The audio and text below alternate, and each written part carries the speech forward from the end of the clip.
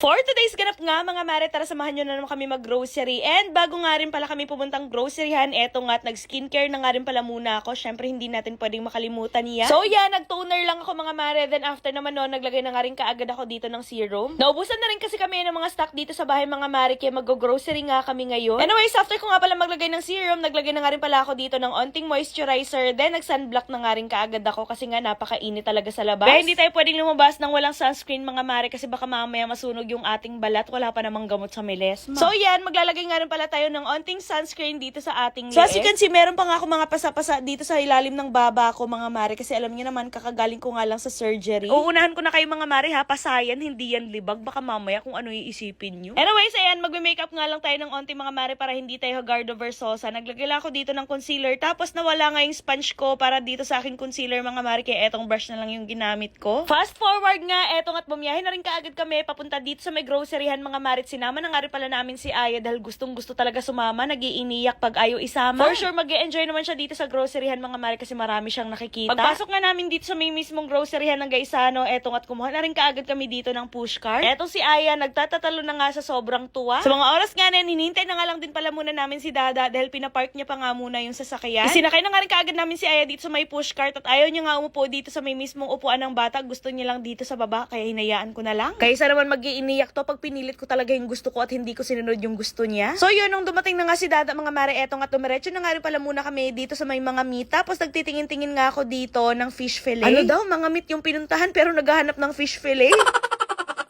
Nagsasama-sama na rin kasi dito yung mga frozen foods mga mare, kaya nagbabakasakali ako na meron sila ditong pang fish fillet, kaso sad to say wala. Paborito ko pa naman yun mga mare, tapos paborito din yun ni Dada, kaso wala talaga kaming mahanap. So yun, dahil pumapasok na nga sa school si Aya mga mare, etong at naghahanap-hanap na nga ako dito ng mga pagkain na pwede niyang baunin. Tapos may nakita nga ako dito mga chicken nuggets, kaya yan, kumuha na nga tapos ako. Tapos eto, kumuha na nga rin pala ako dito ng fries, dahil paboritong-paborito namin yan i-merienda, lalo na si Aya. Bukod nga dito sa chicken nuggets, kumuha na rin ako netong mga chicken puffs. Hindi ako sure kung masarap ba to, pero feeling ko naman magugustuhan to ni Aya, kaya kumuha na rin ako ng 2 pack. Grabe, meron na talaga akong estudyante mga mari, meron na akong pababaunan ng pagkain. Minsan kasi nagdadala si Tita Aret ng mga pagkain ni Aya sa school mga mari, kasi minsan hindi siya kumakain ng agahan dito sa bahay, lalo na pag sobrang aga talaga siya nagising. Kaya minsan bago yung pasok ni Aya, pinapakain na lang ni Tita Aret sa school. Anyways, after nga pala namin kumuha ng mga frozen foods mga mari, etong at dumiretso na ako dito sa may mga juice at kumuha na rin ako netong Choco, tapos sinamahan ko na nga rin pala netong Zest. Ay, hindi pala to Zest O Plus pala to. Hindi ko alam kung anong brand to. Basta yun na yun. Nakikita nyo naman. Charing. Kumuha lang ako netong grapes flavor tsaka netong orange flavor. Paboritong-paborito yan ni Aya yung orange flavor. Kaso hindi ko naman siya pinapainom niyan lagi. Paminsan-minsan lang. Kasi alam nyo naman, mahirap na. Hindi natin pwedeng pagustuhan yung bata. Hindi natin pwedeng painumin ng ganyan. Baka mamaya magkasakit pa. Syempre, lahat naman ng sobra bawal at nakakasama, diba? O, siya mga mare. Yan lang muna ang update for today's video. See you on my next vlog.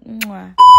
Oh, gusto niyo ba magkaroon ng 500 pesos? So kung gusto niyo magkaroon ng 500 pesos, mag-register lang kayo netong PH Pasay dahil mamimili ako ng isa sa inyo na mabibigyan ng 500 pesos. So ngayon, tuturuan ko naman kayo kung paano manalo at maglaro dito sa may PH Pasay. So dito guys, eto nga palang super ace yung aking nilalaro. Napakadali lang neto laruin.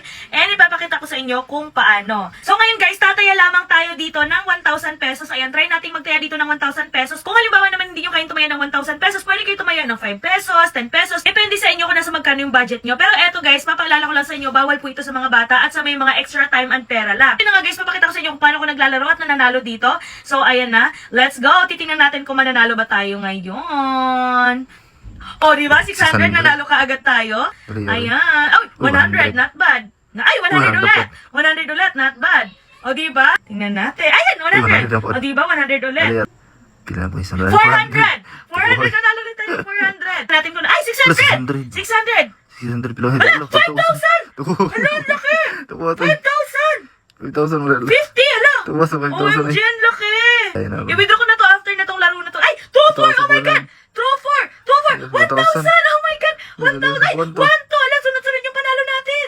Sunod-sunod yung panalo natin! Wait lang, i-withdraw na natin to guys bago pa mawala. Ayan, i-withdraw na natin to guys. So yun guys, kapag nanalo na kayo, i-withdraw nyo na kaagad para panalo na rin kayo kaagad. Ayan. So sa mga gusto manalo at maglaro, mag-register lang kayo. Nasa comment section ang link. So sa mga nag-register, meron kayo 500 pesos. Mamimili ako kung sino yung mabibigyan neto. Kailangan may proof dyan sa comment section. Kaya ano pa hinintay nyo, mag-register na kayo.